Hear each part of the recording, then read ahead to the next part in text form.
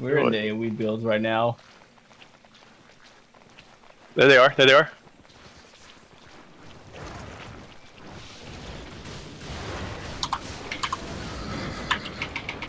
Oh my god. Bad boys. Oh my god.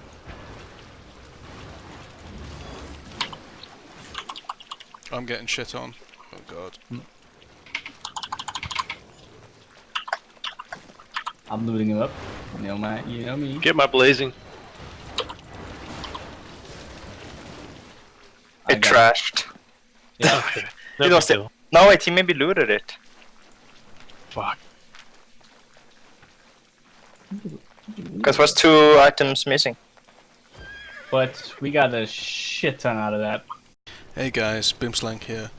I just want to apologise for not recording and uploading as much as I have been recently, or previously. There's just a lot going on in my life, and you know, with the weather being so hot at the moment, I just haven't really had the time or the energy to make videos, and I just want to apologise for that. It's not fair to you guys. You know, 1 minute I'm uploading all the time, the next minute I'm not. So I'm going to try and keep it more consistent. I'm aiming for at least 1 to 2 videos a week, but I just want to say sorry and hope you guys can forgive me and stick with me. So on this video I want to touch on something that I didn't even really know was in the game. I missed it in the patch notes, but that's bank tabs. So you can have multiple tabs and you have to pay for them. Now I didn't know this. You press manage, and as you can see here, you've got the create new personal tab, and you select an icon. I'm going to call this one ganking part 3. 250k, bam, bam. 400k for the next one. But I now have multiple tabs, and I can deposit whatever I want into those tabs. So, you know, it's really useful, especially if you do gate ganking like I like to do. This is one of the best ways to do your looting, because we normally go with a party of 3 to 5 people, and we'll allocate one guy to do all the loot, and if we kill 3-4 people after a while, we'll just send him back to town, potentially, or to a war camp or whatever. But when we're taking all the loot back, you can just put it all in here and then get an amount that can carry that kind of capacity, so a T8 Ox, a Mammoth, something like that. Go off, repair it, deduct the repair cost from whatever money you make, and then take it all from there straight into the marketplace and sell it off. I had no idea that stuff existed. We were going back to people's islands and depositing it in houses and chests and all that good stuff. So it was just a little tip I wanted to touch on. And the next one, following up from my solo ganking video about the food, I've realised now that cabbage soup is the best food, but it's also the most expensive. You can purchase catfish for under 2k, and it does the same thing. It's a little less, it's 225% regen for 30 minutes, versus cabbage soup.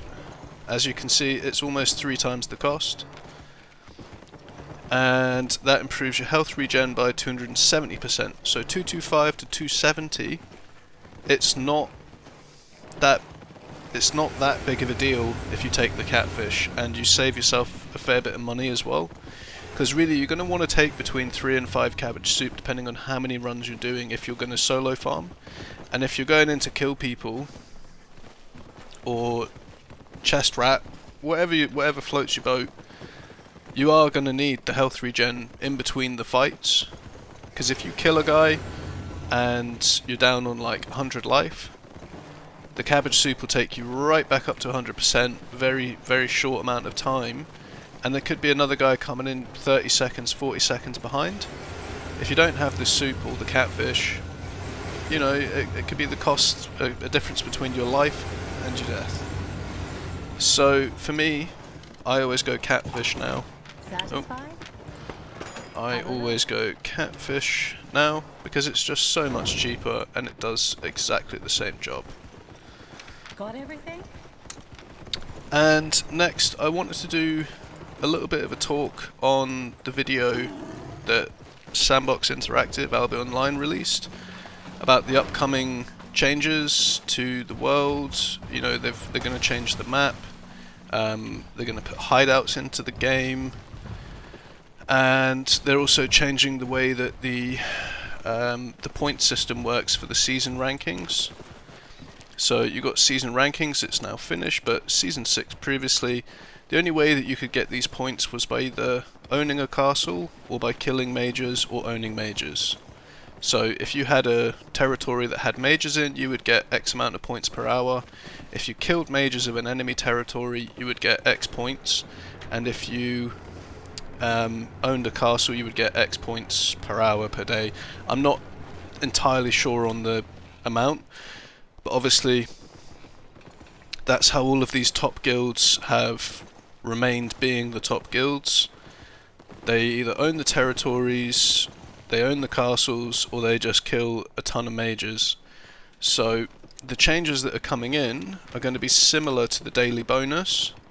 The daily bonus is all PvE content. You go out, you farm, you go to your island, you farm, you know, collect your crops, collect your animals.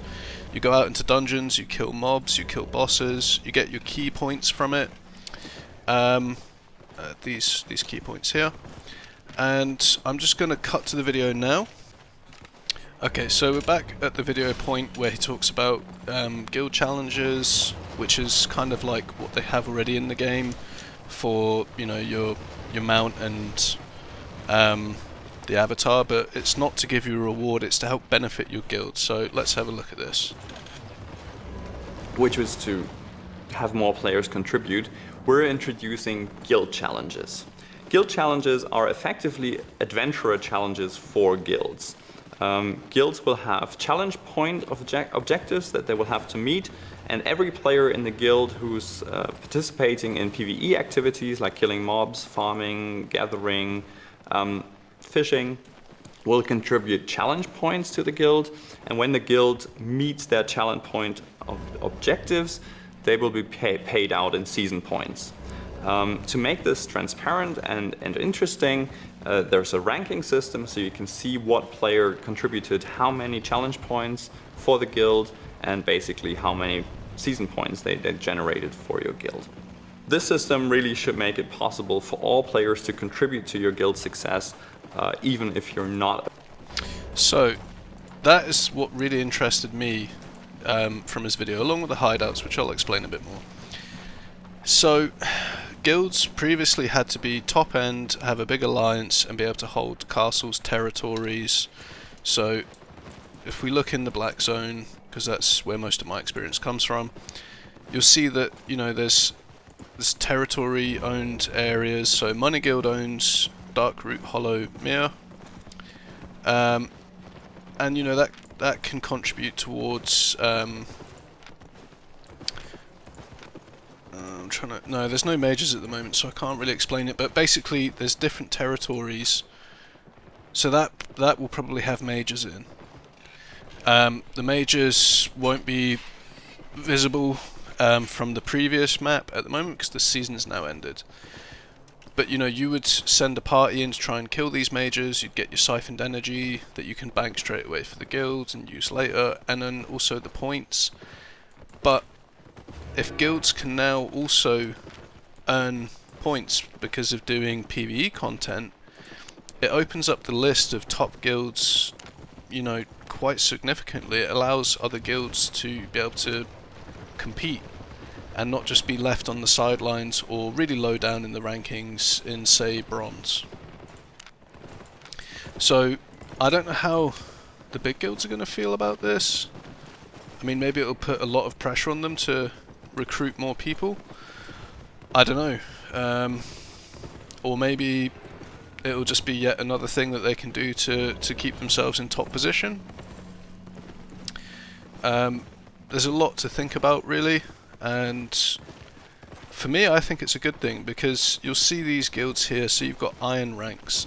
I don't know if you even get anything for being an iron rank. Then you've got bronze ranks, I believe, is the next one. But it just means that all of these guilds here that barely manage to get any points for the season could potentially be way further up on the list, because they'll be doing all of these PvE points. So yeah, bronze, and then that'd be silver, and that's where Warblood was in the rankings. We got into silver at that point in time. So it just means that all the guilds further down the list may have actually been able to get silver, or all of those that got silver may have been able to get gold, and so on and so forth. So it's a really cool idea. I hope it's well received. I think it brings, you know, another aspect to the game. It's not just all about being in a high-end ZVZ guild. It's not just all about owning the most territories or killing the most mages. You know, you can contribute in other ways. So it's a really cool idea. Now, the hideouts, there isn't a massive amount of information on the hideouts. It's something that they want to bring in. But basically, if you imagine, let's just go here. So if you imagine this is an area that you want to establish yourself in and kind of live in the black zone, you could come down to this bottom corner and you could put your little hideout entrance down here, be completely out the way, inconspicuous, and any of your guild members that have entered the zone from here or here would ride down here, go inside, and then there's buildings inside that we don't know what they're going to be yet. It's not really been discussed in detail, but you can have buildings in there. So I assume that you'd be able to have farms, or you'd be able to have a butcher's, or, you know, an ore smelting place, or refinery place, something along those lines that would benefit if you were gathering in this area. Or if you want to try, you could put your entrance right outside of these areas here, and then it's kind of up to these landowners, if we want to call them that. Who owns this? So Sun could decide that they don't like you being there, and they could launch an attack from one of the surrounding towers onto your little hideout that you've put there and completely wipe it out, and then you'd have to replace it somewhere else. Or they mention that there's going to be a kind of landlord option, so you can pay rent to Sun, and they won't kill you, they won't get rid of you, they'll just protect you, and they'll stop enemy launchers against you, and you can remain in an area but not be in the alliance. And it's got its goods and its bad. It's got its good and bad points. It kind of gives more power to those that already have territories and, you know, own half the map, but there's no benefit to them really getting rid of you unless they have a vendetta against you.